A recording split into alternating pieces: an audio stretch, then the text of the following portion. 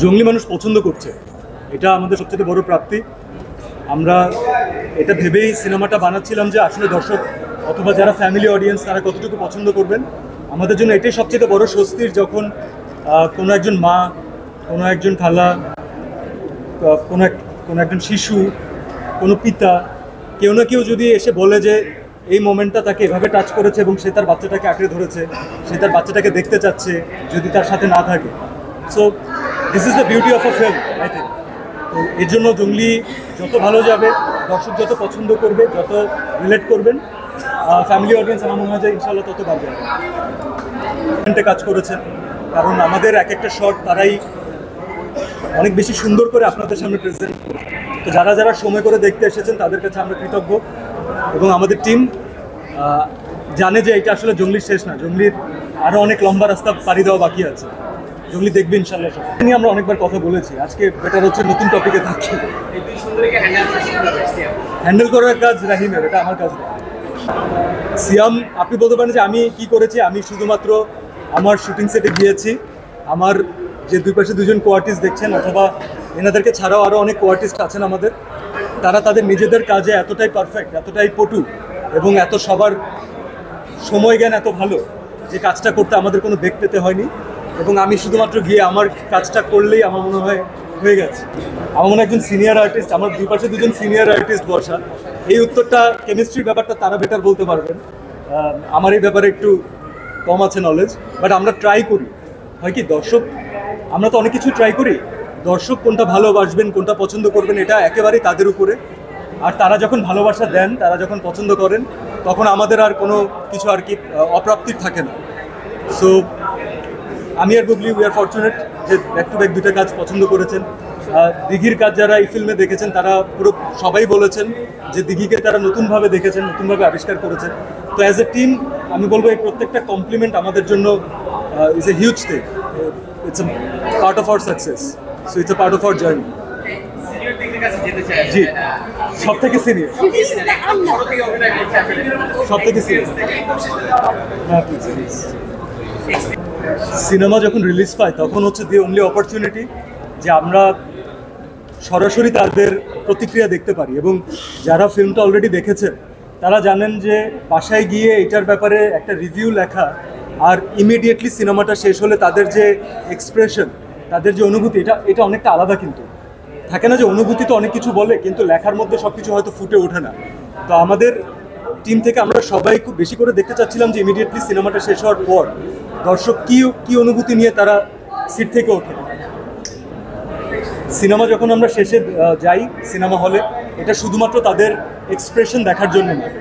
আমরা মাঝখানে একটা অনেক অস্থির সময় পার করেছি, আমরা অনেক ধরনের আনস্টেবিলিটির ভিতর দিয়ে গিয়েছি, ফাইন্যান্সিয়াল সিচুয়েশন অনেক খারাপ মানুষের, সব কিছু বাদ দিয়েও কিন্তু মানুষ নতুন করে আবার বাঁচার স্বপ্ন দেখছে, সবাই ঈদে উদযাপন করছে, আনন্দ ভাগাভাগি করছে। এত কিছুর পরে যদি একটা মানুষ তার ফ্যামিলি নিয়ে সিনেমা দেখতে আসে, এবং যদি আমাদের এই সিনেমার জন্য এই সময়টা সে ইনভেস্ট করে, এটা আমার মনে হয় যে আমাদের টিমের পক্ষ থেকে তাদের এই ধন্যবাদটা প্রাপ্য আর কি। তাদেরকে ধন্যবাদটা আমাদের দেওয়া উচিত, তাদের অনলাইনে না দিয়ে তাদের সামনাসামনি দেওয়া উচিত। এতে আমাদের ভালোবাসাটাও তাদেরকে আমরা দেখাতে পারি, তাদের এক্সপ্রেশনটাও দেখতে পারি। So this is a beautiful opportunity and we are enjoying it and we are appreciating it. Thank you so much for coming. ফ্যামিলির জন্যই তো বানানো সিনেমা, ফ্যামিলির গল্পকে নিয়েই তো বানানো সিনেমা। হ্যাঁ, আমাদের একটা স্টাইলাইজ প্রেজেন্টেশন আছে, আমরা বাংলাদেশি কমার্শিয়াল স্টাইলাইজ একটা সিনেমা বানাতে চেয়েছি, কিন্তু সেখানে আমাদের গল্পকে কম্প্রোমাইজ করে নয়।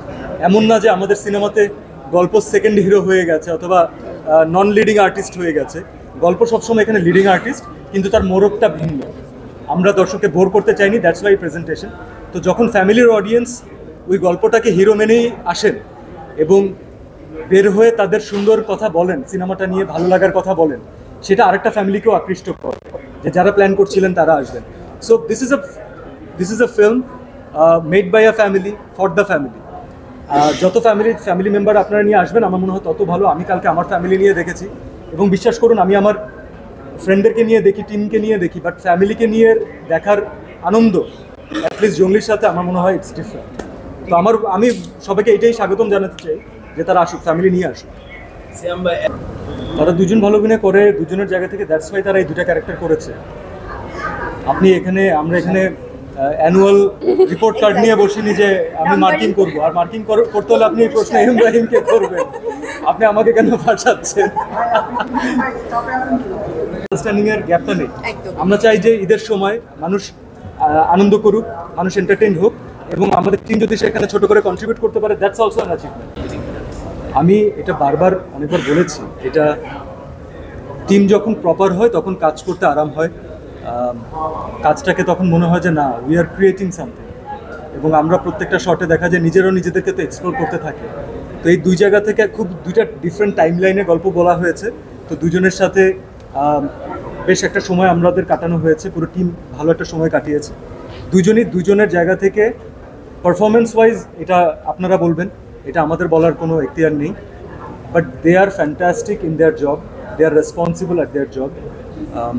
দিঘিকে নিয়ে পার্টিকুলারলি বলবো যে দিঘি যে চরিত্রটি করেছে, স্ক্রিনে পর্দায় ফুটিয়ে তুলেছে, দিঘি তার জায়গা থেকে হয়তো ডিনাইও করতে পারতো, তবে আমরা সবাই কনভিন্স ছিলাম যে দিঘি যদি এটা প্রপারলি করে, এটা দিঘি অসাধারণ করবে, এবং সেটাই কিন্তু হয়েছে আলটিমেটলি।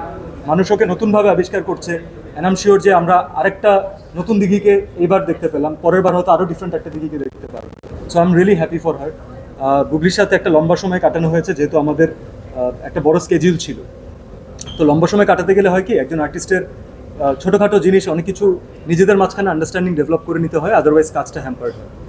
ও কখনো সেটকে ফাঁসায়নি, কখনো ইউনিটকে ওয়েট করায়নি, সে তার কাজে ডেডিকেটেড ছিল, সে তার একই সাথে পড়াশোনা শেষ করছিল, that was also a responsibility. আমাদের টিম থেকে চেষ্টা করেছি আমরা তাকে যতটুকু সাপোর্ট করার, এবং আমি মনে করি এই পুরো টিম ওর যত অভিনয় ক্যারিয়ার যতদিনই হোক না কেন, এই টিম একটা ছোট্ট অংশ হয়ে থাকবে সেখানে, মেমোরেবল এক্সপিরিয়েন্স।